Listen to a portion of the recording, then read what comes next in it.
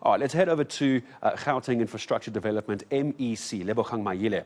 Going to visit Chris Hani Baragwanath Hospital today. It's following what could have been a deadly theft of copper cable that put patients' lives in danger. Oxygen, listen to this, oxygen was cut to patients in the intensive care unit, and also water was cut off to operating theatres. Now we understand that the SANDF may be getting involved. Let's head over to eNCA reporter Aviwe Mtila covering that for us just a few meters away from the entrance of Chris Hani. Hello, Aviwe. So let's just first of all start off, before we get to the SANDF, the patients. That's the most important part of the story.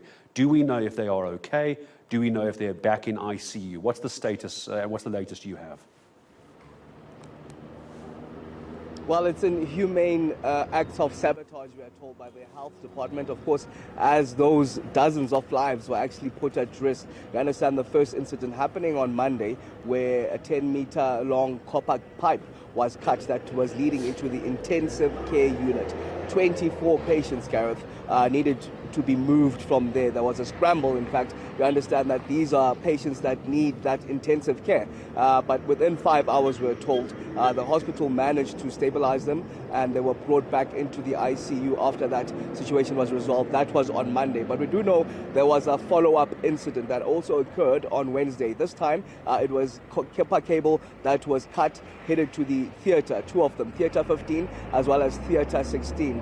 There we do understand water supply was at risk, also crucial. Of course, you understand how important theatres are. So it really talks of the inhumanity that this criminal element has. And we do know, of course, while it's at the Diepkloof police station where an incident of theft has been reported, the spotlight is also on the security here. My colleague, Noko Malachi, just showing you the security that's been manned here. Questions are asked on what their role is if these incidents are to happen. In fact, it was one of those questions raised by the Democratic Alliance, mentioning how much is put in there. We know 20 million per year is put into ensuring that there's tightened security in Chris Hani Baragwanath Academic Hospital, but yet there are these reported incidents. In fact, it's one of those calls that has been made by the Gauteng Health Department, saying that this shouldn't be stopped at theft alone. It should also equate to attempted murder, given that it involves critical lives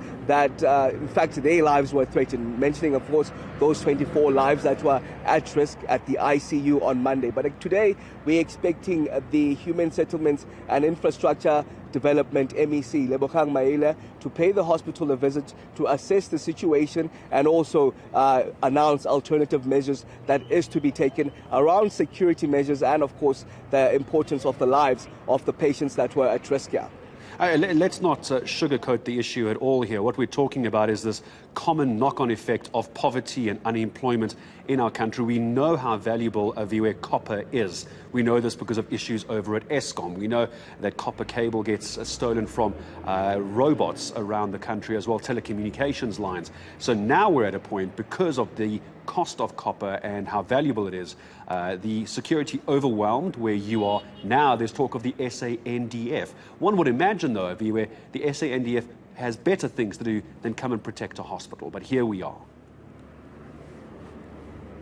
Well, they've got a lot on their plates, Gareth, don't they? Already we know they're at 4 power stations in Mpumalanga, situated there from Wednesday because of sabotage. Now, we'll hear clearly then from the MEC of Human Settlements and Infrastructure Development in Gauteng, Lebogang Mayile, as he's expected to announce those further alternative measures that are to be put in place. So we'll get clearer understanding at around 10 o'clock when we expect the MEC to be here. But aside from poverty and the copper theft itself, Gareth, the belief here from the Gauteng Department of Health is that this goes further to actual sabotage, given that this also needed people inside the hospital to detail where the copper were, because we do understand these are in secure rooms that, of course, have those security measures. So there would have to be people within the hospital themselves that detailed where this is. So maybe this goes beyond, well, those suggestions are from the Department of Health in Gauteng, that this is beyond just theft in its plain manner, but it is deliberate sabotage. As to why, of course, these are still issues that need to be looked into and investigated. Yeah, you took the next question out of my mouth. I was about to say, if you've ever been to Chris Hani Baragwanath Hospital, I have, I know Aviwe has, we've all been inside. You cannot get to these theatres very, very easily, and near these ICU rooms. It's a massive building, so quite right. Talk now of potential sabotage. Aviwe, no doubts, we'll come back to you when it all gets underway around 10 o'clock this morning. If it does happen before that, we'll break back into you. Aviwe Mtila for us outside, just a few metres away from the entrance of Chris Hani Baragwanath Academic Hospital. So it seems the authority is going to be on the ground. It's not good enough. Patients almost died as a result of copper being stolen. We'll go back there again a little bit later.